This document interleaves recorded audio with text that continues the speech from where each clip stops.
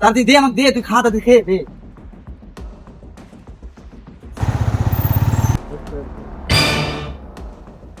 বন্ধু তোর বড় ভাই, ধর ধর ধর ধর ধর ধর ধর ধর। আরে ওটা রকেট না? দেখি তো ওখানে কি করছে। কিরে রকেট, এখানে তুই কি করছিস? মানে ভাইয়া কিছু না ভাইয়া, তোর হাতে কি দেখি? কিছু না ভাইয়া। দেখি হাতে কি দেখি।